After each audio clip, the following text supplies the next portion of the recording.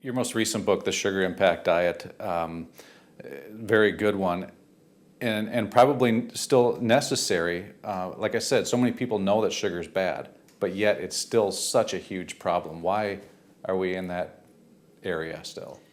Sugar was the #1 question I got asked about on the Virgin diet, and people fell into two camps. They were either completely confused by it. Well, what about honey? It's all natural. I'm like, well, arsenic is natural. Or, or agave, or what about aspartame? There's no calories. Or they were just controlled by it. Sugar is our #1 recreational drug of choice. And even though they wanted to give it up, they couldn't.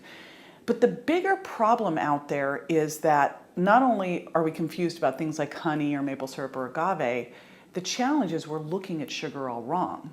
We have this framework called the glycemic index that looks at how much your blood sugar rises in response to a 50-gram dose of a food. Well, we don't eat food in 50-gram doses for the most part in isolation, so that doesn't really make sense. You really have to look at the impact of the food, and that also doesn't take fructose into account. So I wanted to create a new way to look at sugar, taking into account that all carbohydrates turn to sugar, except for fiber. It's really a matter of, are you mainlining it, or are you making your body make it slowly from the foods you eat?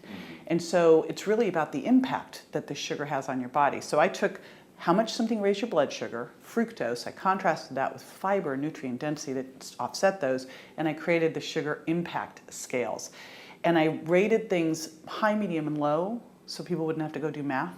Because no one wants to, when they say cut your sugar down to 10% of total calories, I'm like, people don't even know how many calories they're eating. How are they going to know 10%? And, well, wheat bread doesn't have any sugar in it, but it raises your blood sugar more than table sugar does. So, you can't look at it that way. You have to look at the impact of it. So that's the shift. And I think the reason we're eating more sugar than ever and eating less table sugar is because it's sneaking into places we'd never expect.